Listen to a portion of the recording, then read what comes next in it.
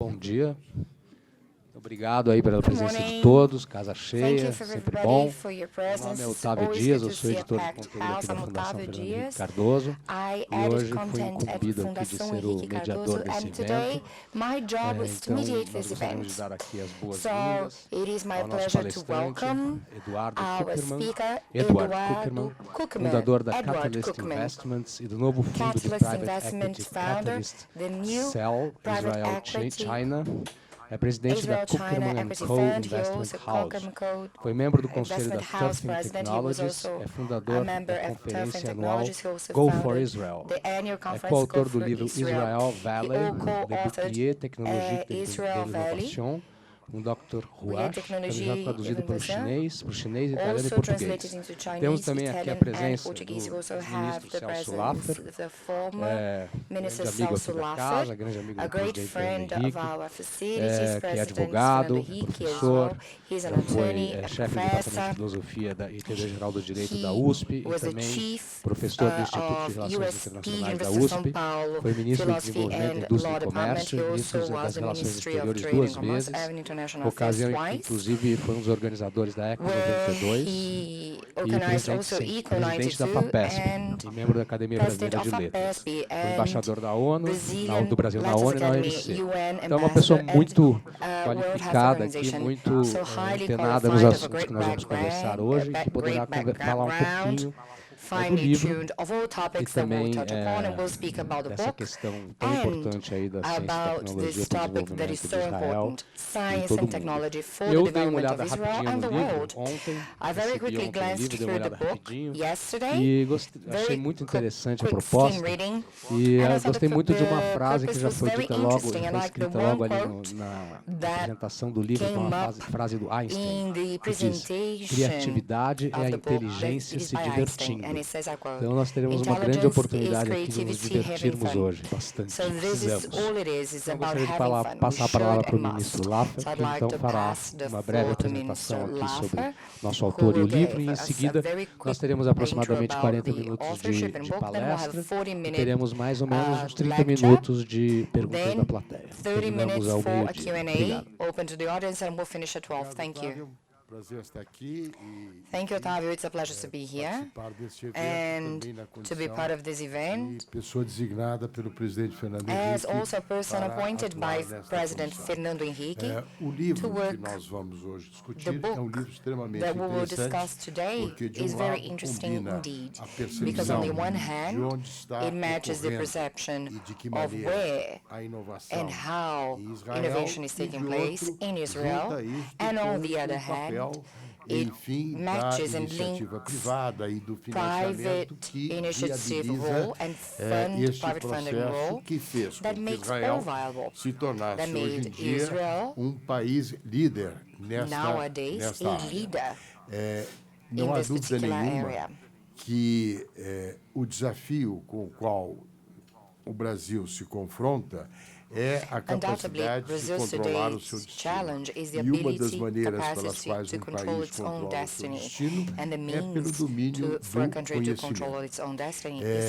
No período em que o presidente teve a responsabilidade pela gestão do país, os temas da ciência, da tecnologia e da inovação estiveram sempre muito presentes. Aliás, ele deu ao Ministério de Ciência e Tecnologia uma grande importância e criou vários mecanismos voltados para a sustentabilidade do trabalho brasileiro nesta área. Research and development taken place in Brazil in this particular area. So this topic that will be discussed today próximo das suas preocupações e da liderança com a qual ele, num amplo espectro, conduziu a presidência do nosso país. Não vou deixar de não registrar que, tendo colaborado com ele e com o seu governo, a minha admiração pelo trabalho que ele fez é muito grande. Eu presidi a FAPESP durante 8 anos e procurei fazer um processo de internacionalização. E nesse processo de internacionalização, dei muita ênfase a acordos de cooperação com entidades de pesquisa e de universidades do mundo. E, naturalmente, dei também uma grande prioridade a Israel, porque eu estou convencido que se há uma área onde a convergência entre o Brasil e o Israel pode se desenvolver, é justamente nessa área. O Brasil tem um patamar de conhecimento suficiente para poder fazer desses mecanismos de cooperação um salto qualitativo baseado também nos recursos humanos que temos e na possibilidade de ver esses recursos humanos se enriquecerem pela interação com a qual podem trabalhar com parceiros israelenses. Eu tive a oportunidade também de, em visita a Israel, ver como, enfim, todo o sistema israelense, inclusive o sistema público, está muito atento àquilo que é o papel da inovação. Não existe uma avaliação contínua do que significam os novos horizontes do conhecimento e como isso impacta o setor produtivo. Concluo dizendo que também uma longa experiência no mundo da produção e da empresa me leva à óbvia conclusão de que esse é o caminho do futuro do nosso país. E com isso, penso que teremos muito a aproveitar nesta brincadeira que o Einstein recomenda. Eu, como ex-ministro, lembraria a frase do Bacon, não que conhecimento é poder, mas isso aqui já é uma outra visão mais dura daquilo que é fruto do que o Einstein disse. But it does relate to what Einstein's quote. Before we pass the floor to our speaker, I'd like to thank our sponsors. The seminar annual agenda for our facilities or the logotypes are projected. E também lembrar que esse evento, como todos os eventos da Fundação, está sendo transmitido ao vivo pelo Facebook.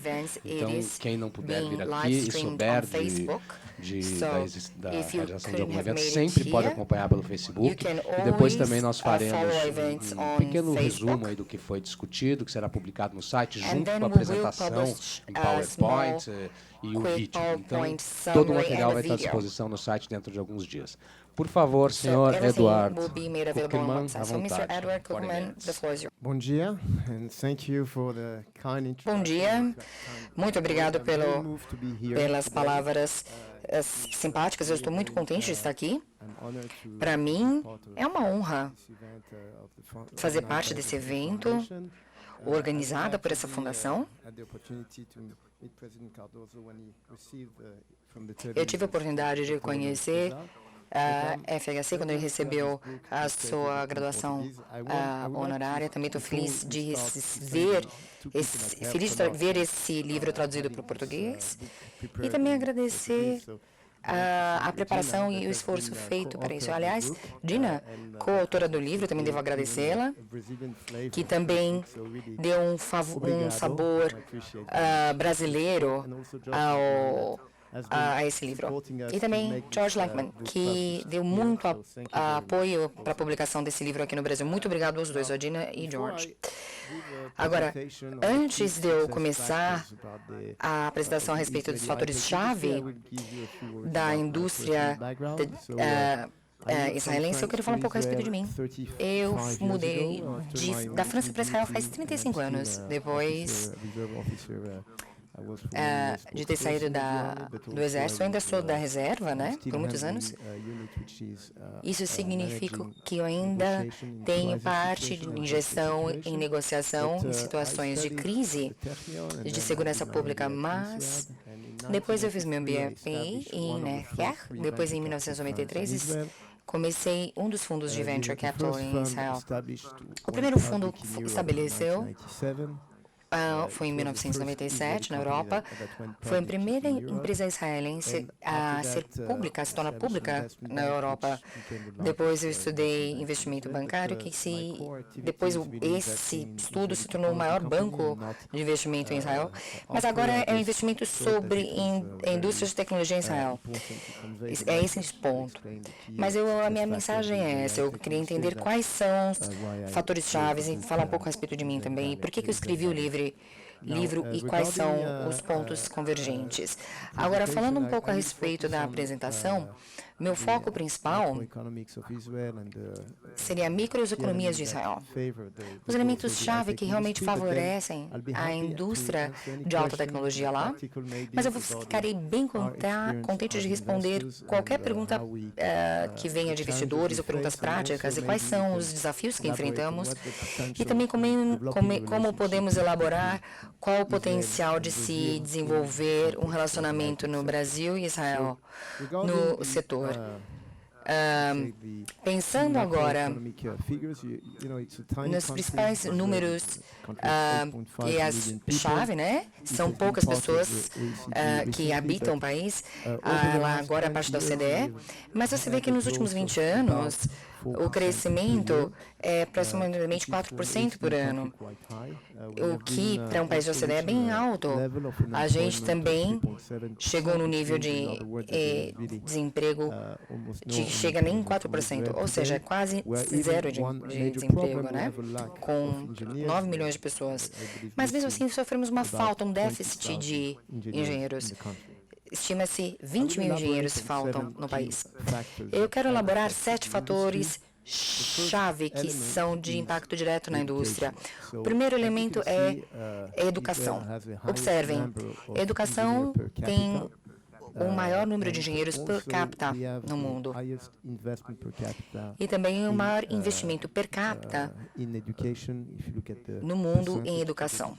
Se você observar a porcentagem do PIB investido em educação.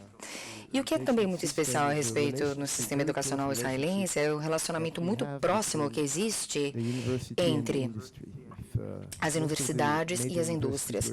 Perceba, a maior parte das universidades foram criadas antes do Estado de Israel ser fundado. Vocês mencionaram Einstein. A gente está falando de 1924, 25, não é? Então é antes de Israel. Mas o que impressiona, eu diria, são institutos de pesquisa como Weizmann, e como geraram mais de 700 milhões de dólares de receita somente de licenças de tecnologias desenvolvidas que foram vendidas para a indústria. Então é realmente uma fonte muito importante de fundos que permite que essas universidades continuem fazendo pesquisa fundamental.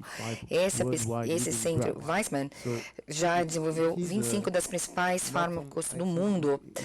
Então, veja, é realmente uma alavanca para o setor privado que tem uma contribuição direta para o setor de alta tecnologia.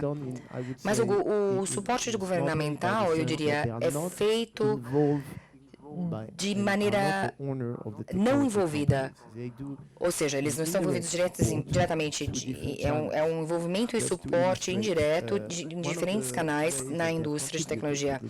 Uma das maneiras que eles contribuíram para a indústria é que eles favorecem a imigração para Israel, mas também com diferentes programas já estabelecidos.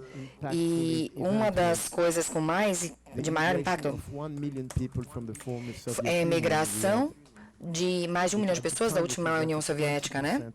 Que na época representava 20% da população israelense, e desses 1 milhão de imigrantes da União Soviética, 54% vieram com algum tipo de formação acadêmica e 37% vieram especificamente de formação de engenharia, de alguma engenharia. Isso teve um impacto grande na indústria. E a alocação de orçamento também, do orçamento militar, né? Que facilitou indiretamente acesso à tecnologia logo no início de uma população jovem que está servindo no Exército, mas eles também suporte direto, onde eles dão fundos para pesquisa e desenvolvimento feito por pesquisas de tecnologia, mas eles estão conectados por essas firmas. Então, veja, são várias iniciativas articuladas, mas nunca o governo diretamente ou é dono de empresas de tecnologia. É sempre um suporte indireto. Um terceiro elemento que eu acho que é muito importante, especial a Israel, por que Israel é um país tão pequeno? E a situação geopolítica com os nossos vizinhos não permite que a gente opere na região. Desde o primeiro dia, desde o seu nascimento, ela pensa globalmente. Então, a tecnologia precisa ser globalmente competitiva. Então, aqui você tem uma lista de diferentes produtos e tecnologias e empresas que se tornaram líderes mundiais. E eu vejo muito que no Brasil, que teve implementações exitosas. Eu quero ilustrar. Quando eu vim aqui antes no Brasil, eu vi o meu taxista usando o Waze, por exemplo, e percebi que tudo quanto é brasileiro usa o Waze, que agora, cujo dono é o Google, né? Mas, importante, começou em Israel. Eu estava vendo na mídia também artigos patrocinados por Taboola ou Outbrain, são empresas cujo market share, 95% são do que a gente chama de native ad. Então, o que você vê ali no final, ele é patrocinado por alguma outra coisa. E esse a Taboola comprou a nossa marca, aliás, é um anúncio importante, porque nós somos um dos donos, acionistas principais da Taboola, e temos investido há muito tempo. E agora é uma empresa de 2 bilhões de dólares, então se tornou um player global. Alguns de vocês já usam muito desses produtos, sistemas de irrigação a gotas, agricultura de precisão. Muitas implementações que vieram de Israel agora são implementadas no Brasil. Muitas inovações de Israel são implementadas no Brasil. E agora, pensando na parte de exportação, a gente vê que toda a exportação é relacionada à tecnologia. 51% são produtos de alta tecnologia, mas mesmo esse gráfico que vimos aqui, a gente vê aqui de tecnologia para agronegócio ou exército. É sempre muito focado realmente em tecnologia para qualquer setor. E tem crescido muito rapidamente nos últimos 10 anos. Agora, o peso que existe no exército é importante. Todo cidadão, homem e mulher israelense, tem que servir por 3 anos no exército israelense. Isso é uma obrigação. E isso afeta todos. Meus filhos, 2 já estão servindo, 2 já servindo, o terceiro está entrando agora no exército israelense. E a gente está sempre como reserva, mesmo como civil, você está sempre conectado com o exército e pode ser acionado. Minha parceira, com Private Equity, era presidente da IAI, que é a maior empresa militar, que também é o maior empregador, né, no Israel. O IAI é a indústria espacial aeroespacial israelense.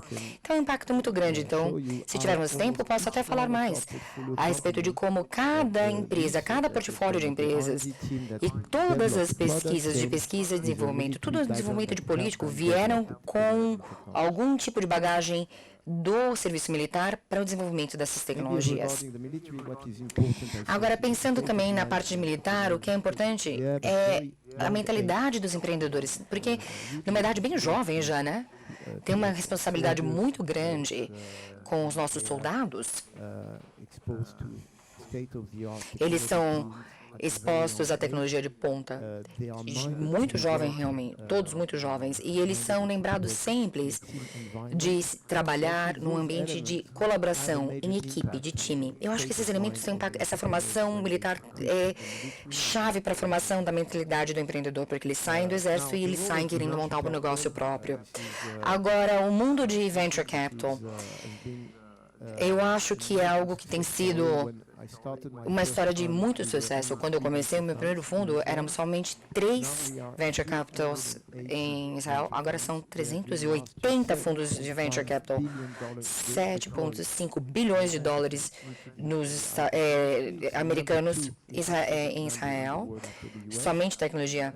A gente só perde para os Estados Unidos em termos de quantidade de montantes levantados anualmente para a indústria de tecnologia, de alta tecnologia.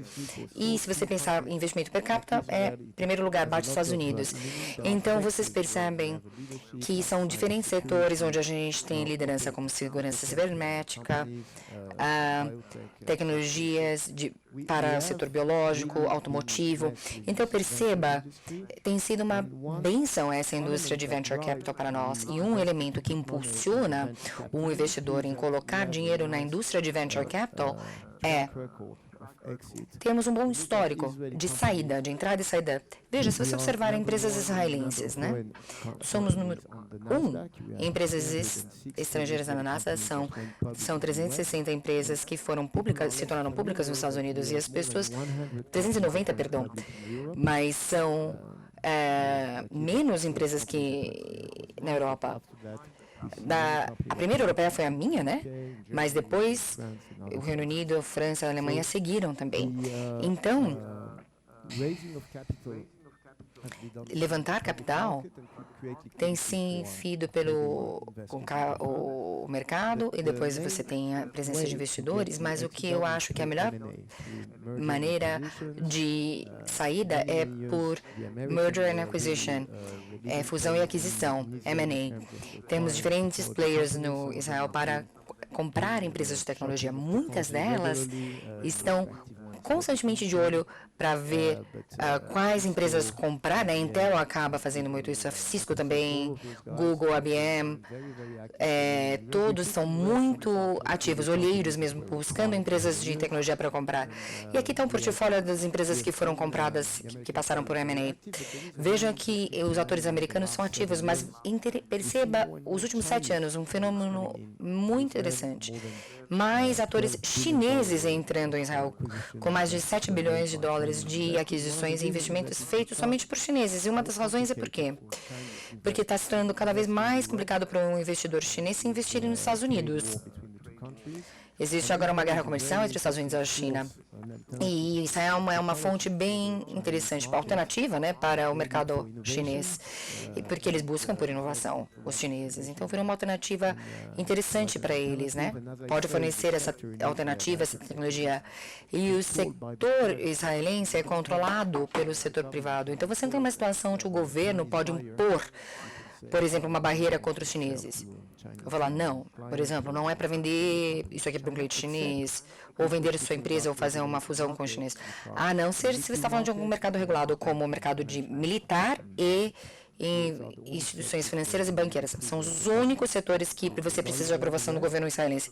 O resto, todo o setor de tecnologia, principalmente biotech, biotecnologia, qualquer empresa de tecnologia tem permissão de fazer o que eles quiserem, com chineses incluindo. Agora, um outro elemento que eu acredito que seja muito importante quando você pensa de fator-chave para sucesso é o espírito empreendedor. Muita gente pergunta, de onde vem esse espírito empreendedor, né? Eu não sei se você conhece a palavra huspa, é uma palavra do hebraico muito usada. E há diferentes razões de se falar de huspa israelense e da educação judaica, né? Existem valores que nós somos, na educação judaica, que nós somos expostos muito precocemente, todos os anos. Tem o Pesach, que é a Páscoa judaica, que celebra a nossa libertação da escravidão, quando éramos escravos. Então, esse espírito de liberdade, de empreendedorismo, e também o espírito também de Tikkun Olam. Tikkun Olam, na tradição judaica, quando você entrevista qualquer empreendedor israelense judaico, você percebe que não é sempre motivado por dinheiro. Eles querem fazer algum tipo de impacto na sociedade, desenvolver uma tecnologia que mude alguma coisa. Isso é parte dessa tradição, está enraizado no DNA judaico. E também resiliência judaica. São muitos desafios em Israel. Você pode pensar em ambiente geopolítico, guerra, escassez de água. Então, tivemos que sobreviver. Então, realmente, fomos desafiados a resolver problemas, fomos impulsionados por isso. Eu não quero elaborar tanto, eu quero abrir mais para perguntas, mas isso resume o espírito empreendedor. E quero falar mais do ambiente de investidor e como ele é atraente, né? Pensemos agora em Brasil, né? E vamos comparar Brasil com Tel Aviv, por exemplo, as praias cariocas. Mas vamos comparar, o sistema jurídico é melhor do que as nossas praias. Ele é realmente favorável por isenção fiscal, por estabilidade jurídica, principalmente para o investidor internacional. Veja, por exemplo, empregados têm diferentes tipos de alíquotas e isenções fiscais. Então, isso realmente ajuda a contratação. Então, percebemos, antes de 1948, estávamos sobre o domínio britânico e temos essa base desse conceito, essa estrutura, esse arcabouço legal de governança transparente, né? Agora eu quero elaborar um pouco a respeito de algumas empresas que nós temos investido. A primeira é uma empresa chamada Tufin. É uma empresa que investimos na época, eram 5 bilhões, a gente pôs 4,7, vendimos a empresa. Ela cresceu de 1 milhão para 180 milhões de vendas. Então, foi de 1 milhão para 180 milhões. Ela é líder em segurança cibernética. E faz uns 5 meses, eles se tornaram uma empresas com 500 milhões de dólares. Eles chegaram agora em 1 bilhão de dólares. Então, você vê uma empresa pequena, né? Com 5 pessoas, quando a gente investiu, se tornou um líder mundial. E é isso. O que você pode fazer, né, para se tornar um líder? Aliás, se você tem alguma pergunta para eu posso elaborar, mas não tem nenhum outro estudo de caso que é bem especial para a gente, é Mobileye. Nós fomos os únicos a investir na Mobileye. Eu estou falando de 2011, quando viemos a investir. Era pequena, é uma empresa pequena. Você colocava uma pequena câmera no carro e você tinha um alerta. Se tinha um pedestre atravessando, você evitava acidente, colisão, e ele ajudava a, basicamente, fazer previsões para evitar acidente. E, na época, ninguém conseguia identificar pedestres em algumas áreas chaves, e na época a Mobileye trabalhou. Tínhamos 300 engenheiros na época em Israel, e eles desenvolveram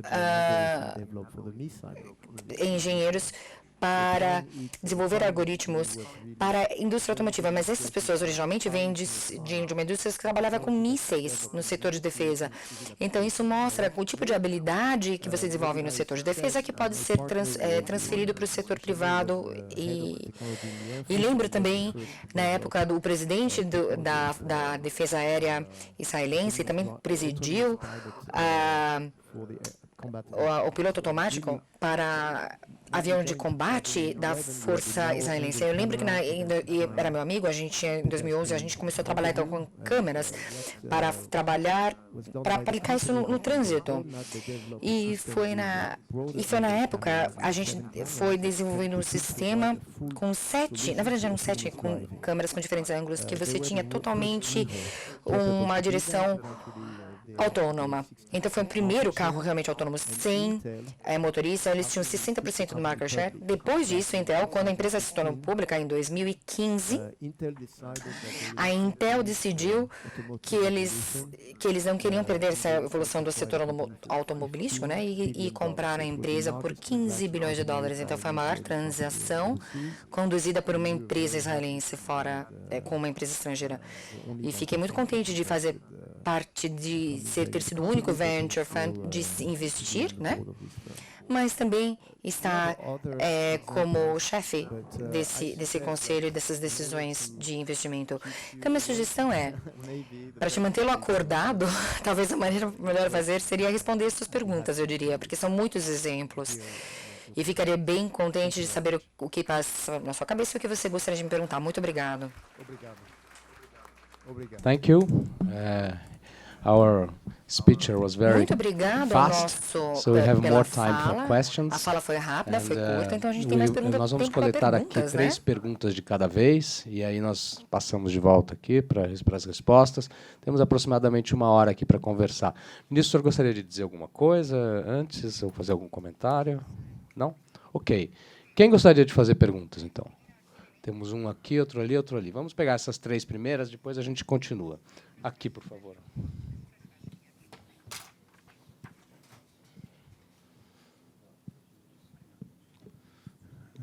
Nós estamos com tradução simultânea, então o senhor fique à vontade, pode falar em português, em inglês, como achar melhor. Good morning. Bom dia, muito obrigado pela sua apresentação. Voltando para o ano 2000, eu tive a oportunidade de trabalhar com algumas pessoas do IAI, né, da indústria aeroespacial israelense. E eu lembro que, na época, tínhamos muitos contratos de aquisição e transferência de tecnologia. Foi bem interessante porque, na época, em 2000, né,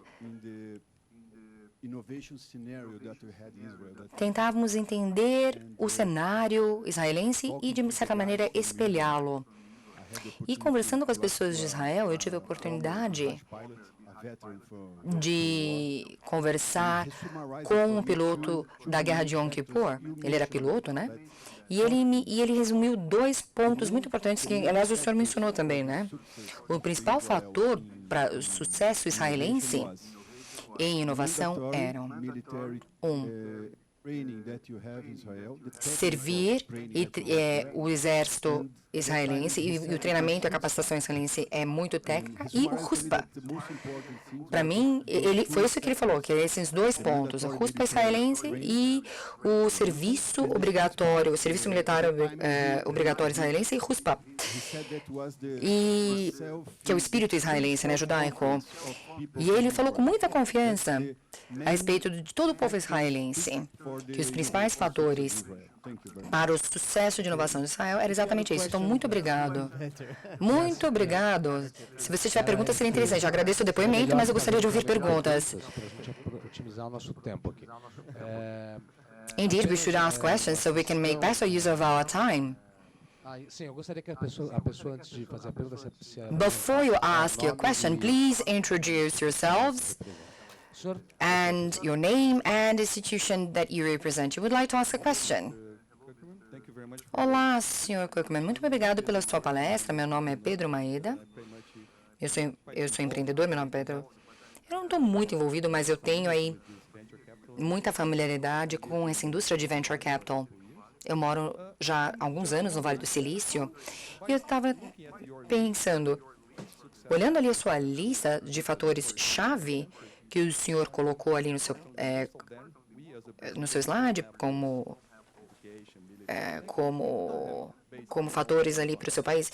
E aqui no Brasil a gente não tem os básicos, como a cultura judaica e educação e muitos outros pontos que estavam no seu slide. Mas, mesmo assim, vocês têm nós temos um mercado doméstico grande, com muito potencial. Como você acha que o Brasil pode não liderar, por assim dizer, mas tentar alcançar essa nova economia? Porque o Vale do Silício, Israel e China estão liderando toda essa indústria de inovação. E o nosso país, Brasil, está aí perdendo espaço nessa corrida. Qual a opinião do senhor? Eu acho que essa é uma pergunta difícil para mim, porque eu não sou muito familiarizado com o ecossistema brasileiro. Mas veja, eu já estive aqui algumas vezes e há muito que eu tenho a aprender aqui ainda. Mas veja, eu acho que não dá para você repetir o modelo israelense. Ou pensar que esse é o único modelo de sucesso. Esse é o nosso modelo, veja bem. Eu espero que nenhum país tenha a frequência de guerras que nós temos. A cada 10 anos você enfrenta uma guerra. Realmente você não quer desejar isso para o seu país, que é isso que Israel enfrenta. Mas existe muita coisa que a gente vê acontecendo aqui no Brasil, que são coisas fortes. Por exemplo, o agronegócio brasileiro é muito forte. Você tem um mercado enorme doméstico aqui. Você vê o desenvolvimento de sucesso chinês. Você veja que o desenvolvimento econômico chinês é até limitado se você comparar com o mercado interno chinês. Então, perceba, as pessoas aqui têm mente aberta, têm educação. A gente tem a impressão que sempre... Eu também tenho a impressão que existe sim um espírito de empreendedorismo aqui no Brasil. Aliás, ontem eu estava numa conferência a respeito disso aqui. E existe sim oportunidade. Veja, eu não sou um especialista em Brasil, mas o que eu gostaria de ver é mais presença de empresas, empresas israelenses especificamente, porque eu acho que as nossas capacidades se complementam. E há muito a ser feito aqui juntamente. Existe um potencial de mercado incrível. Tem fortes, por exemplo, o setor de agronegócios, e o setor hídrico, tratamento de água. Por exemplo, em Israel, existe o uso de água chegou no nível agora de 90%. O número 2, o segundo país com 24%. A gente é só 24% de água. A gente não teve muita alternativa. A gente realmente teve que trabalhar no desenvolvimento de soluções com dessalinização para tirar o sal da água, né? E trabalhar com outro sistema de irrigação, trabalhar com painéis solares. A gente não teve outra saída. E agora a gente vê muitas empresas com muito potencial aqui no Brasil e eles não têm familiaridade com esse mercado. Uma, por exemplo, que eu espero que vocês vão ver no futuro, ele é uma empresa chamada Stardolt. Eles desenvolveram uma tecnologia para fazer uma carga rápida no celular. Em 30 segundos você carregaria o seu celular. E a Samsung está investindo. E BP, British Petroleum, também investiram. Por quê? Desenvolveram uma solução para carregar um carro elétrico em menos de 5 minutos. Então, perceba, se você consegue carregar o seu carro elétrico nesse período de 5 minutos, ao mesmo tempo que você leva para encher o tanque com gasolina, isso vai mudar completamente o jogo do carro elétrico e de toda uma indústria automotiva. E isso, potencialmente, pode ser implementado no Brasil. Perceba, existem diferentes desenvolvimentos, diferentes aplicações que estão sendo feitas em Brasil, no Israel, que podem se juntar com o Brasil. Nós investimos em empresas com nível de maturidade melhor, tanto nos Estados Unidos como na Europa, e gostaríamos de ter uma entrada num mercado emergente como o seu. Então, temos investidores fortes da China que estão ajudando a desenvolver operações na China. E nós também gostaríamos de ter investidores brasileiros investindo em fundos, em empresas, em startups ou subsidiárias de empresas israelenses que estão em parcerias estratégicas operacionais com vocês aqui no Brasil. Mas o que gostaríamos de alcançar no futuro próximo é isso, basicamente. Temos uma pergunta ali e outra ali. O senhor acha, então, mais 2 ou 3 perguntas? Olha, são perguntas. Eu quero pergunta por pergunta. Eu gostaria, se forem perguntas, eu gostaria de ouvir uma por uma. Uma pergunta e uma resposta, em vez de várias perguntas de uma vez. Olá, meu nome é Geraldo Cohen. Eu sou consultor de software e de processador de TI. A minha pergunta a respeito de todo esse sucesso, inovação, startups e tudo isso sendo vendido agora para grandes empresas, né? Por que não vemos em Israel em multinacionais, empresas israelenses multinacionais? Talvez com exceção com Deva, né? Eu acho. É uma boa pergunta, porque muitas pessoas dizem que as empresas israelenses são vendidas muito rápidas para a Startup Nation, né? A nação de startups. Então, a empresa acaba não entrando globalmente lá. Isso tem que ser realmente o caso por muitos anos, realmente. Eu lembro, numas conferências 10, 15 anos atrás, as pessoas falavam, né? Por que vocês não têm uma Nokia em Israel? Mas veja, eu estou feliz de não termos uma Nokia em Israel. Mas o que percebemos é que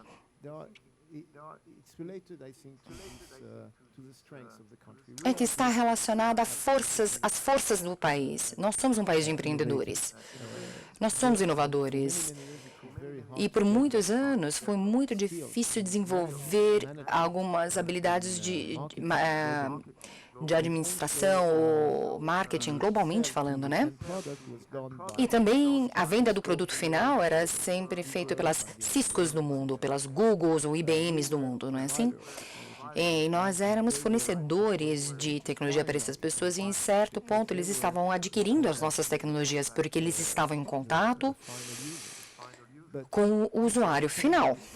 Mas veja, isso mudou recentemente. Eu preciso dizer, eu tenho seguido aí a indústria de alta tecnologia já faz 26 anos como investidor, né? E eu tenho percebido um novo perfil de empreendedores nos últimos 5, 10 anos. Pessoas que não têm medo de chegar até o consumidor final? Então, eu acho que isso é possível graças à internet. Alguns dos produtos que vocês têm aqui, eu mencionei Tábula, que vocês usam aqui no Brasil, porque vocês leem o jornal, você vai direto para o consumidor. Waze também, o GPS, né, também vai diretamente para o usuário final. Então, assim, é possível agora com uma nova geração de empreendedores que temos visto, e graças à internet existe essa possibilidade. Então, você não precisa de um grande varejista, né, para operar no país. A gente pode fazer via internet. Então, está aí uma nova geração de empresas que tem essa nova ambição, sim, para se tornar um player global, um ator global. E isso é possível porque você consegue cada vez mais financiamento. Você vê mais unicórnios. O que é um unicórnio? É uma empresa de $1 bilhão. É esse o valor dela. Mas ainda assim é uma empresa privada. No passado, não era acessível ser um unicórnio, porque quando chegar no valor de $100 milhões, você não conseguia alavancar mais capital, então você tinha que vender a empresa. Hoje, contudo, você tem acesso a capital, 7,5 é um número, bilhões, é um número grande. E você consegue financiamento que te permite se tornar um player muito importante. Eu mencionei Tábula, né? Mencionei outras empresas, já faz o quê? Umas 10 dias. E no anúncio das ações, eles pagaram 250 milhões em cash, em dinheiro. Então, esse tipo de transação não teria sido possível por uma empresa israelense no passado. Hoje é possível. E existe essa questão de financiamento de fundos. Cada vez agora existe mais unicórnios, né? Mas também significa que demora mais tempo para uma empresa israelense se tornar pública ou ser comprada. Porque você continua concorrendo com as grandes. E isso é um problema quando você faz um investimento nos estágios iniciais. Pensa no tempo do momento que ela consegue seu primeiro fundo, até o momento que ela sai, hoje leva 14 anos. 5 anos atrás eram 8 anos da entrada e saída. Então, antes de você se tornar uma empresa pública para você atrair investidor, você precisava de uma avaliação perto de $1 bilhão. Antes, 15 anos atrás, eram $100 milhões essa avaliação. Então, perceba, você consegue uma saída com uma avaliação menor, você consegue vender a sua empresa com um valor similar, e agora os números mudaram. Espera-se que grandes empresas comprem seus negócios. E não é somente a tecnologia que ela compra todos os negócios com um modelo de negócio bem robusto e estabelecido. E é por isso também que leva mais tempo. Por isso que a gente mudou a nossa estratégia de negócio. Antes a gente fazia estágios iniciais e agora a gente investe em empresas mais maduras, justamente por causa dessa parte. We have 2 questions from that side and questions from the other side. Undoubtedly. Just in 1 minute, I'll get back to you in a second. A minha pergunta para o senhor, um dos grandes desafios aqui no Brasil se dá porque não somos um país de startups. A gente tem um esforço para fazer isso acontecer, mas não acontece do jeito que gostaríamos. Temos somente 6 unicórnios aqui no Brasil. A parte das vantagens fiscais que existem em Israel, vocês têm algum suporte do governo israelense? Ou alguma... quais são os fatores para o capital humano também? Também gostaria de perguntar a respeito do senhor. Tem alguém trabalhando com o senhor diretamente para oportunidades do seu país, com o seu fundo de investimento? Pensando agora, primeiramente, a respeito do envolvimento do governo no suporte a empresas, tá? Os britânicos adoram ter crédito por tudo, não é assim? Lembra a Mobileye? Elas foram compradas por Intel. Não teve um político que pode ter crédito por essa. Mas, como eu disse, de fato, o suporte é indireto.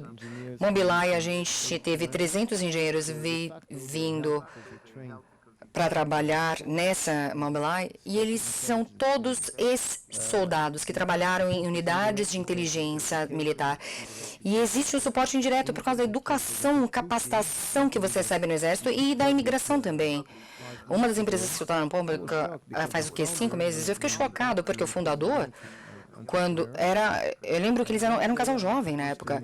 E um dia eu apresentei um investidor, era chefe do Banco de Desenvolvimento do Leste Europeu, né? E eu fiz essa apresentação. E eu apoiei por muitos anos. Depois dessa apresentação e apresentação, ele agradeceu o Russo, um colega, que também era um empreendedor. E o CEO também, o CEO do outro lado, também respondeu russo. E eu não tinha essa noção, que os dois eram imigrantes da Rússia e tinham o mesmo background, a mesma formação. Você entende também? Existe um apoio indireto aí também. Não existe, eles não são ativos, eles não são acionistas, eles não existe o suporte direto do governo, vindo do governo. Porque o negócio é sempre internacional, a gente nunca foca no mercado somente doméstico. Então, o governo israelense não facilita nada em termos de contribuição de negócio. Mas você entende essa contribuição indireta dos dois, desse diálogo em russo? Então, percebe, o que fizemos no passado? Porque agora investimos em empresas maduras, né? Para serem competitivas, trabalha no mercado chinês. Aliás, levantamos capital em chinês. Temos 100 bilhões de dólares no último fundos que vieram diretamente de investidores chineses. E conseguimos, com os nossos investidores chineses, expandir o nosso portfólio. Então, estabelecemos um grupo de 10 pessoas em Hong Kong para oferecer o nosso apoio gratuitamente para todo o nosso portfólio, todas as nossas empresas, para crescer ali na região, graças ao nosso parceiro local, que é China Everbright. Então, queremos conseguir um objetivo similar aqui no Brasil. Talvez não dessa magnitude, mas aqui também há a importância de achar investidores certos para que estejam interessados nesses setores de alta tecnologia, o que se pode fazer localmente. E uma vez que a gente tem um tamanho crítico, a gente tem John Kang, que é uma equipe local para dar esse suporte à equipe global com os israelenses. A gente não chegou nesse ponto, mas essa é a meta para os próximos meses. Depois nós vamos passar aqui para o senhor, depois nós voltamos para cá. Olá, Edward. Meu nome é Gustavo Brandt, eu sou chefe da DocSign no Brasil. DocSign no Brasil, nós éramos o unicórnio do Vale do Silício 2 anos atrás, compramos uma empresa em Israel. Minha pergunta é mais num tom pessoal. Eu fui exposto agora ao Vale do Silício, graças a DocSign e outras empresas que trabalhei no passado também. A América Latina, discutimos aqui, é um mercado grande, tem muito potencial. Pessoalmente, eu gostaria de explorar um pouco mais essas oportunidades que existem em Israel, conhecer as startups lá e saber quais têm potencial para o mercado latino-americano. Na verdade, eu planejo ir para lá no próximo mês. Vou fazer uma viagem pessoal minha, estou indo para lá. Qual o seu conselho? Como eu posso fazer essa exploração, por assim dizer? Esse universo de oportunidades que existe em Israel. Sabe, o que eu recomendo é que você me contate diretamente. Vamos tentar identificar quais são as empresas relevantes para você, para trazer valor para você, para trazer parceiros potenciais. Temos matchmaking, que a gente chama, entre empresas israelenses e outras empresas através de eventos que organizamos. Temos um fundador chamado Go for Israel, trabalhamos diretamente com ele. Ele faz mais de 30 eventos por ano. No último foi 1.000 pessoas em Tel Aviv. Esse ano fizemos 3 eventos, um em Zurique, um na China, onde tivemos 1.400 participantes e trouxemos mais de 1.000 empresas israelenses. Organizamos mais 1.000 reuniões individuais entre empresas israelenses e investidores chineses. Estamos falando isso, tem ali uma aplicação, um cadastro, né? Onde você entra para assegurar que essas reuniões sejam realmente eficazes e eficientes. Então, quando chega na hora da reunião, ela seja uma reunião de qualidade. No próximo evento, em Tel Aviv, agora vai ter uma próxima edição, estão todos convidados a participar desse evento. Tentamos quando a gente recebe esses visitantes, entender qual é o interesse de cada um e canalizar e fazer a organização e a marcação, o agendamento dessas reuniões antecipadamente, porque daí você já se prepara, já sabe quais são as perguntas a serem feitas, as trocas com os administradores de cada empresa. E isso vai te dar uma melhor visão do ecossistema. É um sistema bem internacional. Tivemos, por exemplo, selecionamos para cada evento aqueles pitches de 1 minuto, que você tem que apresentar muito rapidamente a sua empresa. Então, os visitantes, participantes do evento, tinham uma visão geral de diferentes setores e startups. E também é só um dia, e tem uma outra rodada de negócios com reuniões, é bem intenso, portanto. Mas eu acho que isso realmente permite que quando você visita, no dia antes ou depois, você consegue depois agendar e visitar as empresas que te interessam. Obrigado. Sou professor da Politécnica e eu sigo seus esforços para ter aí startups israelenses maduras para fazerem joint venture aqui no Brasil com empreendedores, né? E explorar esse mercado brasileiro e também trazer essas tecnologias, né? Para um nível melhor, para um patamar melhor.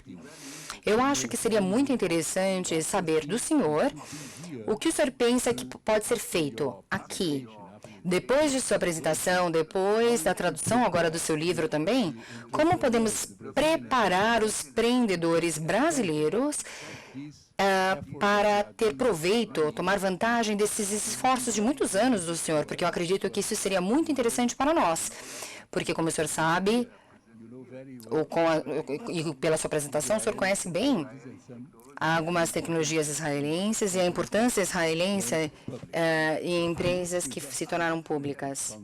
O que eu sugeria é fazer um seminário, alguma coisa, ou talvez o professor Celso Laffer pode fazer algum discurso que pode preparar empreendedores. Precisamos trabalhar com agricultura, água, para a água e setor hídrico para fazer essa interação aqui factível. Mas eu acho que seria importante preparar essa conexão. Sim. O senhor gostaria de fazer o comentário? Muito obrigado.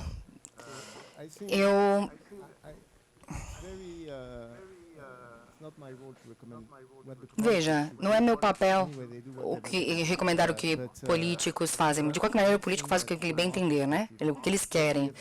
Agora, na perspectiva de mercado, tá? O que fazemos na China, por exemplo, onde a gente tem sido muito ativo nessa promoção de relacionamento e desenvolvimento, esse relacionamento em Israel e China, né? O que fizemos de maneira exitosa? Primeiro, o livro que foi traduzido, né, para o chinês e vendeu. Foram 130 mil livros vendidos lá. Então, participamos em muitos eventos que foi organizado, principalmente com fusão e aquisição, M&A, né? E também associações de venture capital são diferentes e foi um esforço que fizemos. Mas eu acho que, obviamente, sabendo conhecer as empresas é realmente a parte mais importante. Visitar o país também é muito importante. Então, eu acho que é importante trazer mais empresas israelenses para visitar o Brasil, mas também trazer mais empresas brasileiras para virem descobrir Israel. Então, eu acho que não é somente o nosso evento. Não é somente o evento que temos feito no Israel. Tem muitos que estão acontecendo. E tem um chamado Me&D, que é para aquela startup de estágio mais inicial. E traz 4 mil pessoas de toda a parte do mundo em Tel Aviv, né? No mundo de TMT, que é o mundo de tecnologia, mídia e internet, né? Então, eu acho que o que fez esse relacionamento mais forte com os americanos, com os alemães, e principalmente se você comparar com outros países como a França ou outros países que não desenvolveu em outros países que não desenvolveram um relacionamento de amizade com Israel, o que a gente percebe é que existe um investimento cross-fronteiriço. Se você vê só Israel como um mercado para você comercializar seu produto, você está perdendo tempo, tá? Se você pensar em Israel como uma maneira, um lugar onde você pode identificar tecnologias que podem ter um impacto grande na sua indústria, para construir parcerias estratégicas, eu acho que você vai entender melhor como que é possível alavancar o que Israel tem a oferecer. E o nosso povo faz isso. Às vezes a gente consegue um acordo comercial, mas temos também um estado de maturidade para isso, né? Vou dar um exemplo de recente, 1 ou 2 semanas atrás, um dos investidores chineses, tá? Que abordamos para uma das nossas empresas, para uma do nosso portfólio, né? Que acreditávamos ser líder para impressão 3D. Essa empresa estava produzindo uma tinta líquida para qualquer tipo de material. Veja, começamos com cerâmica para produção de ossos, por exemplo, ou componentes para peças para relógio ou elementos para carro, tá? Agora veja, um investidor muito chinês importante chamado China Equity, eles investem em Baidu, que é o Facebook chinês, né? Eles investiram 45 milhões de dólares na mesma empresa que investimos e 25 investiram com a gente em empresas israelenses para desenvolver uma instalação de manufatura na China. Foi anunciado porque o investidor chinês é uma empresa pública, né? Que está na Bolsa de Valores, então, mas ela é baseada na China, né? Eles alocaram capital não somente para a empresa-mãe, mas nas subsidiárias também, para extrair e operar no mercado chinês. Você entende? É esse o tipo de coisa que gostaríamos de alcançar em Israel.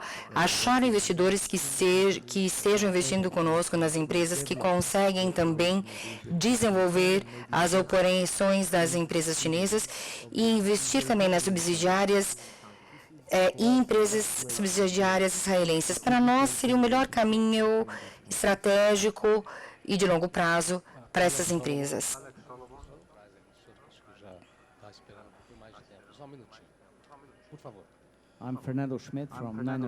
Fernando Schmidt, da Niner Capital. As condições de Israel parecem bem melhores do que a nossa, por exemplo.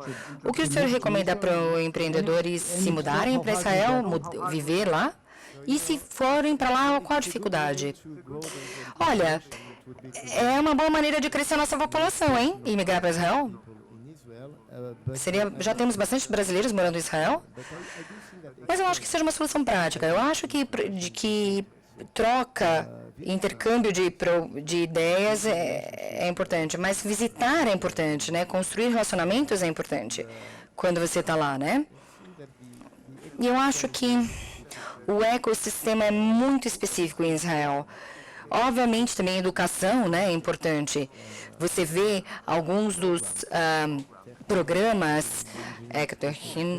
Eu estudei, eu fiz engenharia agora na minha universidade, agora tem um programa internacional em York, programas executivos também. Pessoas vindo de toda parte do mundo para fazer esses intercâmbios curtos, para intercâmbios da Universidade de Tel Aviv, outras universidades também, a Hebrew University, onde eles capacitam executivos em aulas específicas relacionadas somente ao empreendedorismo. Mas perceba, mais uma vez, eu não sei se o modelo israelense é replicável. O coautor do livro, professor Daniel Walsh, com quem eu escrevi o livro, né? Ele escreveu um livro chamado Os Vales dos Silícios do Mundo. Então, ele compartilhou diferentes vales dos silícios. Cada um tem o seu próprio modelo. Você não consegue repetir o modelo exatamente e replicar e espelhar em cada local. Mas alguns elementos, eles são chave, educação e coisas também que se relacionam ao espírito empreendedor.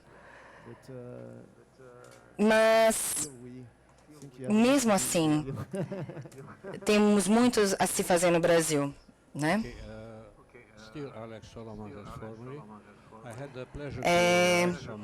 Eu tive o prazer de escrever o prefácio do seu livro e eu agradeço, aliás, a oportunidade.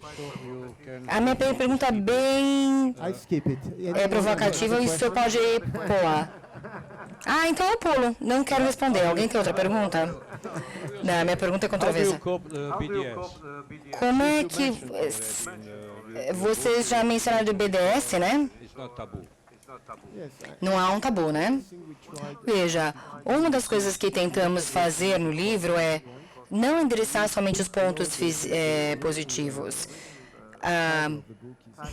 O título original?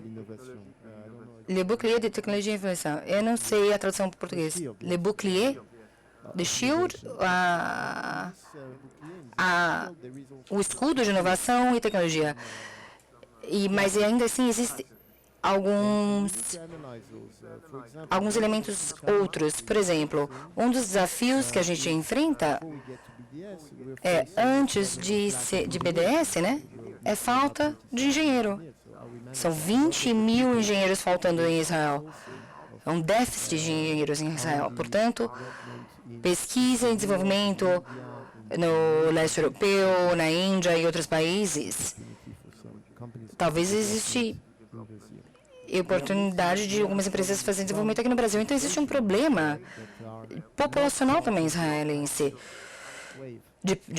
que não está aí na onda de alta tecnologia, que não estão surfando na onda de alta tecnologia. Principalmente a população Haredim, ou seja, a população ultra-ortodoxa israelense. Muitos deles não falam inglês, não têm uma formação ocidental.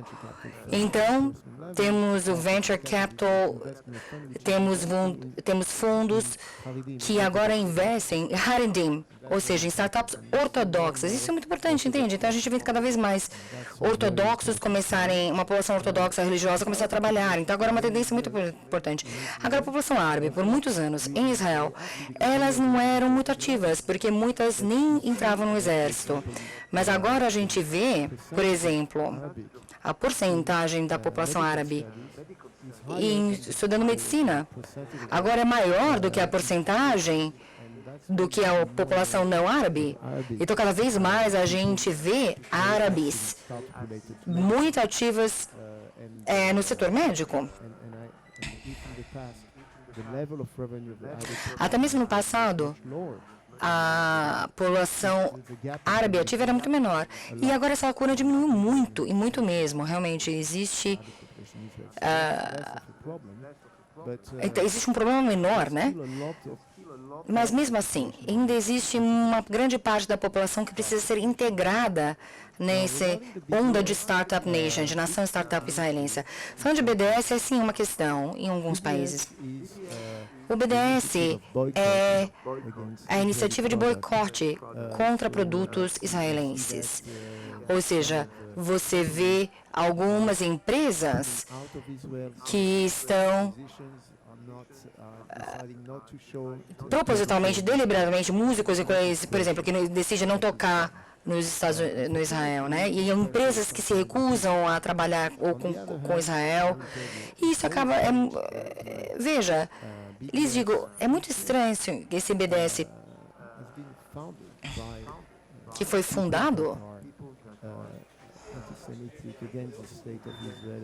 Pessoas que são contra Israel, antissemitas, e tem terroristas nessas organizações. E é incrível o tipo de sucesso que eles angariam em alguns lugares.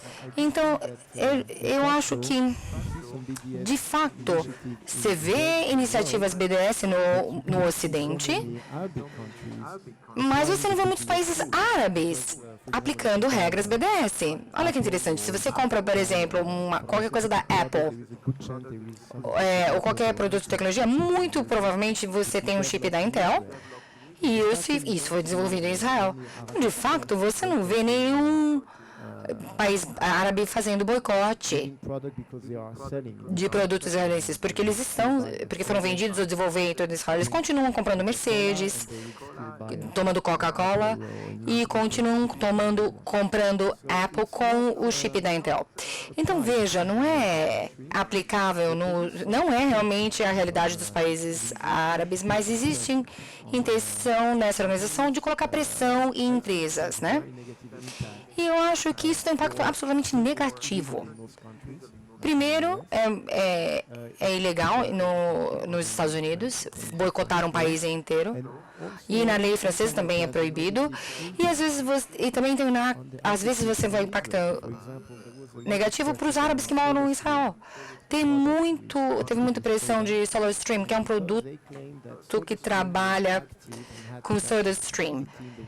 E eles falaram, é muito ativo.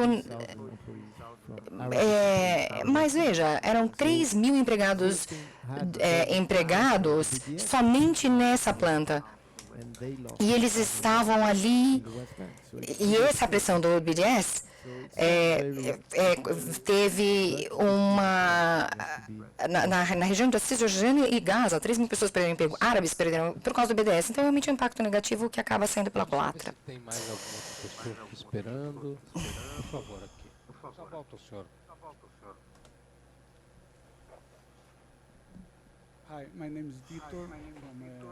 Olá, meu nome é Vitor.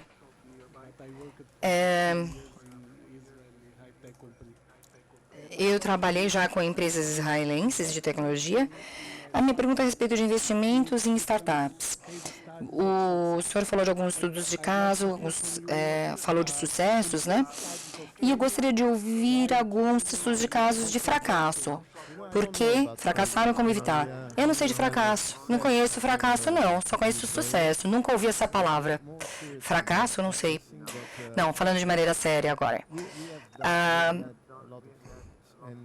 Tivemos muitos fracassos. Por exemplo, no meu primeiro fundo, das 9 empresas, só uma teve sucesso. Não, na verdade, 93, uma só teve sucesso. Claro, a gente teve 67%, a gente conseguiu um retorno de investimento mas a gente perdeu 8 empresas no caminho. E uma das coisas, as pessoas falaram, quais os critérios chaves quando você investe? Obviamente, para nós, é a gestão, a qualidade da administração da gestão. Mas muitas das empresas que demos apoio tiveram uma equipe de gestão incrível e mesmo assim fracassaram, faliram. E uma das primeiras razões porque uma empresa fecha, é um critério, uma razão. Falta de dinheiro, fecham as operações, falta fluxo de caixa. Por muitos anos era muito difícil conseguir levantar capital. Agora é mais fácil, tá? Mas uma maneira que conseguimos reduzir a quantidade de fracassos. Lembra que eu falei que demora 14 anos hoje, do dia que você consegue o primeiro investimento até a saída? E muitos dos fundos têm um período limite de tempo ali. Ele tem 5 a 10 anos, ele expira. Então, como é que ele vai gerir mesmo se tem sucesso, como é que você faz a gestão? Às vezes eles têm que fechar antes da saída, porque eles não conseguem fluxo de caixa, eles não conseguem fazer essa gestão monetária. Por isso que hoje a gente faz investimento mais madura. Por isso que realmente são empresas com mais de 10 anos. E estamos também comprando a posição de acionistas existentes, porque muitos dos fundos, 95% dos fundos, agora estão colocando dinheiro dessa maneira. E olha, a Oasis é um bom exemplo. Eu não sei se vocês viram no slide. Começamos em 2007, investimos em empresas que estava fazendo 27 milhões de dólares, e mesmo assim estava perdendo dinheiro. Depois de 10 anos, estabeleceram. Então, a gente comprou Series A, que tinham várias ações disponíveis. Principalmente empresas do setor médico demoram mais do que qualquer outra empresa. O período médio de saída é maior.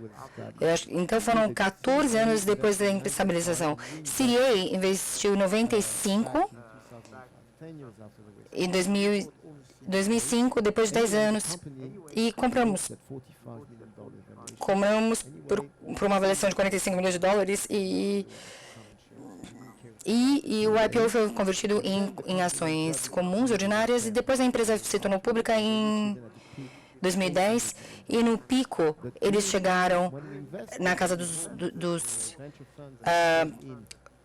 de milhões de dólares, mas 10 anos antes, a empresa ela chegou na casa de 100 milhões de dólares, mas elas só se tornaram, e quando elas entraram no lucro, elas chegaram em mais de 300 milhões de dólares, mas elas ficaram muito tempo dando prejuízo. Então, a gente investiu em empresa, fizemos também empresas cuja estratégia onde você compra e você substitui as pessoas originais. Então, você não compra a empresa, mas você compra a posição das pessoas que estão na frente da gestão e na liderança.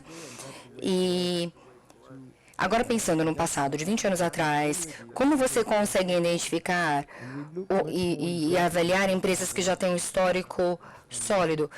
O mais importante chave e temos, aliás, um comitê que faz de investimento que só avalia a capacitação e experiência de diligência da formação e capacitação das pessoas que estão à frente da liderança e administração da empresa. Então, a gente passa muito tempo olhando as pessoas e observando e analisando quem é o time de pesquisa, de gestão que está à frente da performance, do desempenho. E passando muito tempo e esforço fazerem realmente uma diligência adequada, milhões de dólares, e para poder realmente fazer uma acertada dessa, né? Eu gostaria de fazer um comentário rápido. A Fundação fez agora uma parceria com uma francesa, uma organização chamada Foot Libre. Também estamos publicando aqui uma revista chamada Foot Libre. Futur Possible. Futuro Possível, a tradução para o português, né? Você pode encontrar no nosso site. Foi publicado recentemente. E lá perguntaram para um cientista, Carlos Nobre, um cientista brasileiro, Ismael Nobre, uma família de cientistas, eles foram entrevistados e eles escreveram um artigo muito interessante a respeito da Amazônia para nós, que agora está em voga, né? E nesse artigo, esse cientista brasileiro falou da possibilidade de alinhar as tecnologias e a nossa grande diversidade na Amazônia, para desenvolver uma nova maneira de se desenvolver a Amazônia, que preserve a floresta, deixe intacta os rios e tudo mais, mas ao mesmo tempo, simultaneamente, usar todas as tecnologias que poderíamos usar para fazer produtos mais caros. Então, ainda depois é uma revista para o senhor dar uma olhada, tem ela em português e em inglês, posso mandar para o senhor. Mas eu queria saber o que o senhor pensa dessa ideia. E mais uma pergunta também relacionada ao Brasil, que eu gostaria de ouvir seu comentário. Eu acho que uns 2 anos atrás, tivemos um palestrante, Jaquim, se eu não me engano, agora eu não lembro o nome dele, mas ele era ligado a universidades israelenses, e eu lembro que ele falou que o Brasil é um país grande e existem problemas grandes de difícil resolução e solução. Mas ele falou que era para se pensar em tecnologia, para chegar diretamente em novas soluções, em vez de fazer todo aquele caminho longo cujo percurso já estamos até atrasados, mas achar algumas áreas que você pode ir direto, cortar e realmente achar uma coisa realmente nova e desenvolver algo novo, em vez de fazer toda a volta, por assim dizer, da qual já estamos atrasados. Veja, falando da Amazônia, mais uma vez, eu não sou especialista em Brasil ou do ecossistema brasileiro, mas o que eu posso lhe dizer é o seguinte: existe uma boa vontade muito grande de pessoas que investem na indústria de alta tecnologia, do que a gente chama de ter uma estratégia de impacto, ou seja, o investimento seria para o benefício do meio ambiente. E eles estão agora um desempenho também, é o que a gente chama de fundo ético, na verdade, tá? Então, existem oportunidades listadas que usam tecnologias para o ecossistema, que vão aí para o benefício da área da Amazônia. E eu acho que é fácil achar fundo. E empresas familiares, não somente empresas de fundos e angel capital, que gostariam de investir nisso, né? E eu acho que cada país tem que focar na sua vantagem competitiva. Existem algumas coisas que são bem únicas no Brasil e precisam ser promovidas. A gente percebeu também, voltando à sua pergunta 2, uma empresa israelense que faz muito bem no Brasil desenvolveu uma linha fixa, né, de telefonia que foi vendida para a Alcatel. Não é a Alcatel, perdão, a Vivendi é o nome da empresa. Grupo Vivendi. E eu acredito que foram 4,5 bilhões de dólares. Foi um grupo israelense que criou essa telecomunicação. Perdão? JVT, sim. JVT fez uma operação grande e foram fundadores israelenses. Agora, veja, eu vou muito para a China e eu vejo como a China se envolve diretamente em algumas indústrias e cortam o atalho, vão direto para a próxima geração. O que eu quero dizer é que você, por exemplo, você não tem mais telefone fixo. A maioria das pessoas nem mais fixo tem. Telefone celular veio com tudo para comunicação, né? Vocês pularam linha fixa, de certa maneira. Então, veja, a melhor maneira de você se livrar de uma coisa e fazer melhor é copiar algumas das ideias e melhorá-las, né? E ver o que você pode fazer. Por exemplo, usar WeChat em vez de WhatsApp.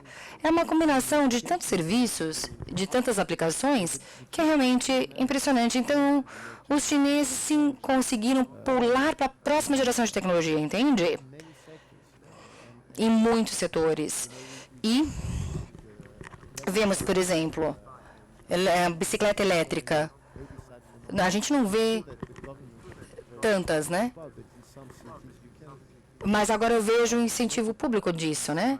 Onde você pode usar... A gente vê em grandes cidades, né? Motos, mas elas são barulhentas, elas são poluidoras, mas você agora tem as motos que não são bicicletas elétricas, mas são motos elétricas, que são silenciosas, melhores. Então, você não precisa impor nenhuma dessas decisões.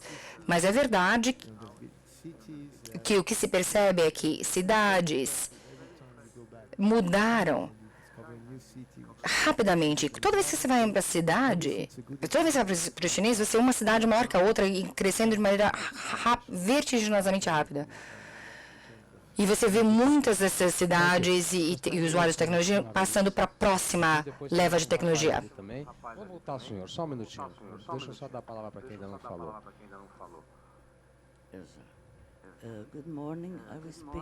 Bom dia. Eu gostaria de fazer a minha pergunta em português, porque eu não tenho todas essas palavras para fazer essa pergunta em inglês. Acho que essa tecnologia é fascinante, é necessária, mas eu me pergunto como é que ela é aplicada, vamos dizer, no Brasil aqui. Porque, pelo que eu tenho contato com a população, eu vejo essa tecnologia entrando de uma maneira fantástica. Ao mesmo tempo, eu vejo um documentário sobre um país que não tem saneamento básico, que acho que é a primeira atitude de dignidade de um ser humano. Eu estou mencionando isso porque o senhor falou de medicina, ele falou da Amazônia, então criei coragem de falar isso. Então, eu fico imaginando como é que funcionaria isso. Essa é a primeira coisa. Porque aqui, quando se coloca um porteiro automático num prédio, os 6 funcionários seriam incapazes de abrir uma porta automática. Eles não têm nenhuma infraestrutura, eles não têm uma educação, nada. Bom, a segunda pergunta é se existe tecnologias para infraestrutura. Seja... Bom, eu não vou nem falar de saúde nem de educação. Educação é fundamental, porque quem preencheria, quem trabalharia em todas essas empresas, Eu pediria a senhora, por favor, para concluir a sua... Então, estou concluindo. Por favor. Então, eu queria saber se tem inovação em tecnologia para infraestrutura e como funcionaria toda essa importante tecnologia num país, como eu acabei de mencionar. Obrigada.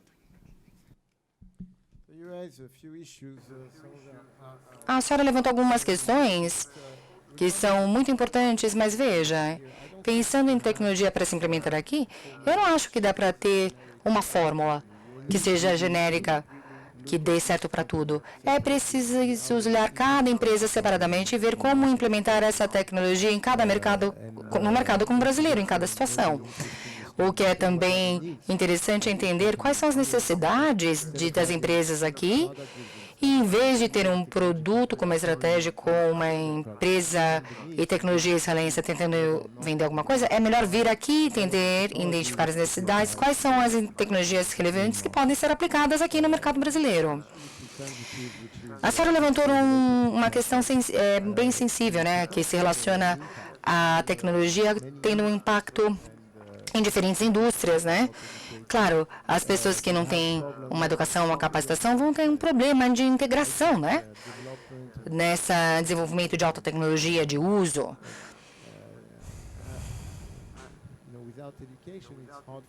Porque, verdadeiramente, sem educação, é difícil integrar empresas e pessoas desenvolvendo novas tecnologias e tem impactos também em indústrias. Mas agora, como fundo, estamos investindo aí numa tecnologia que é forte em radar para carros. E também Mobileye, que faz aquelas câmeras para o carro, né, para evitar acidentes. Agora, eventualmente, a gente vai ter carros robôs, e o robô taxista também. Agora, o carro autônomo, para todo mundo que está se beneficiando de Uber, que é motorista Uber, por exemplo, você criou emprego, trabalho com uma tecnologia, uma plataforma com Uber, né? Muita gente agora passou a dirigir Uber. Está aí o benefício, portanto, para as pessoas que não têm uma boa formação e vão lá e começam a fazer Uber. Ou começam a dirigir táxi. Mas veja, quando você tem uma tecnologia de carro autônomo ou de um taxista robô, o que acontece com essas pessoas? É uma quantidade enorme de pessoas que eu estou falando. Eu não sei se o motorista do Uber está ganhando dinheiro realmente, tá? Porque o custo de operar um carro para fazer Uber é muito grande. E se você, daqui a 5, 10 anos, por exemplo, se você tiver robotáxi, o que vai acontecer com o motorista do Uber? São perguntas muito importantes, realmente. E o governo também precisa ter uma iniciativa, eu diria, para assegurar que vocês vão chegar num ponto que saibam o que fazer com essa quantidade de pessoas que vão perder seus empregos por causa do impacto da tecnologia que vão desempregar muita gente. Vou tentar fazer também do senhor e depois, infelizmente, acho que nós teremos que... Okay, we have time for 2 questions only and let's conclude. So let's have one from this side and that side. Olá, meu nome é Maurício e eu sou parceiro da KPMG. E a minha pergunta é a respeito da nova tecnologia 5G. Ouvimos que o 5G vai ter um impacto muito grande, né, em qualquer indústria, qualquer pessoa que vive nisso, porque é algo que permite comunicação banda larga, né, por todas as pessoas. E como é que o senhor vê o impacto dessa tecnologia?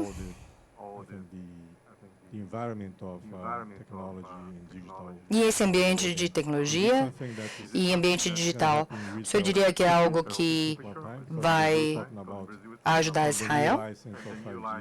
Aqui a gente fala das novas licenças de 5G que vão começarem a serem vendidas no ano que vem, mas em outras partes do mundo aconteceu mais rapidamente. O que o senhor acha que deve acontecer mais rapidamente no mundo?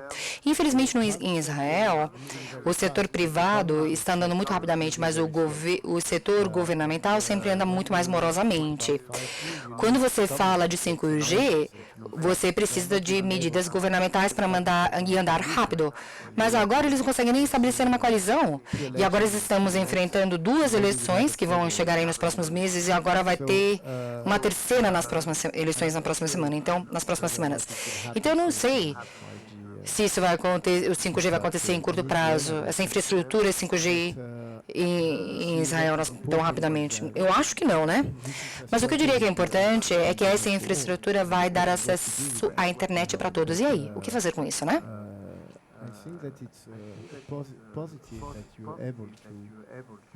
Eu acho que é muito positivo que você consiga usar dados de maneira exponencial. Estamos todos usando tantos aplicativos, tantos celulares. Então há muito mais. Dá para se fazer a vida muito mais eficiente.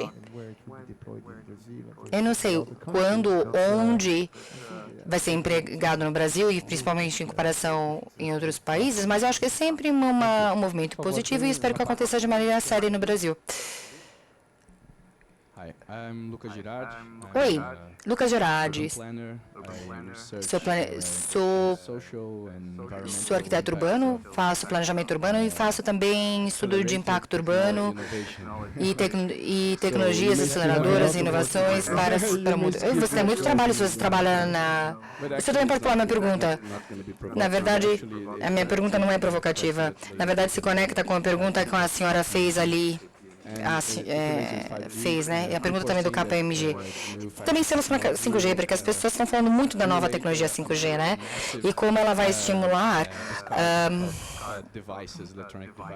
um descarte massivo de dispositivos e equipamentos que vão se tornar obsoletos.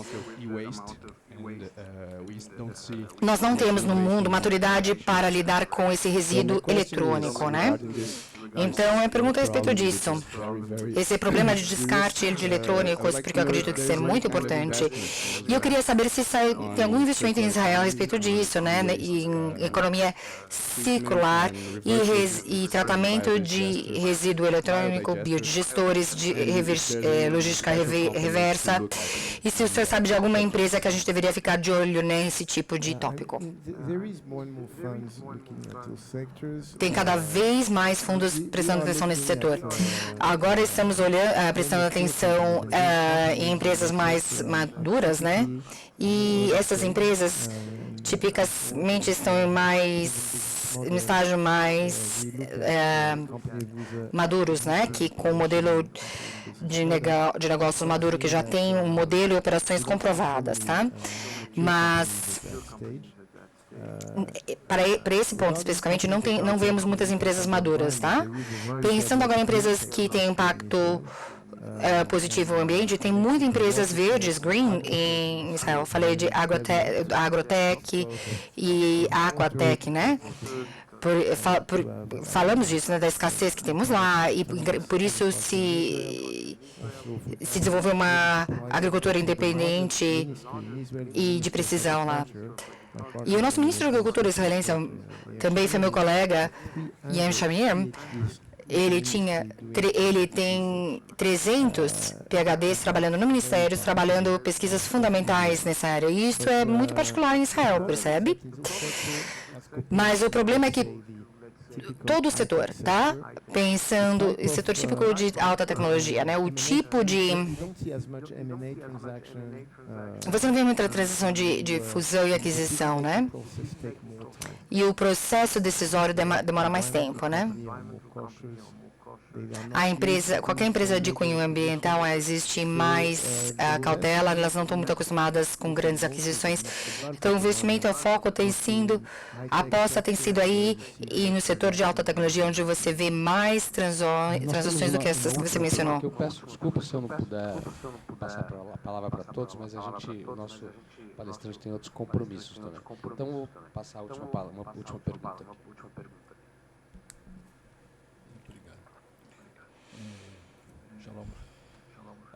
Shalom. Meu nome é Shaun Beckham.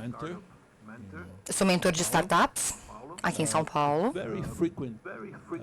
Muito frequentemente, ouço um slogan mencionado em diferentes sessões.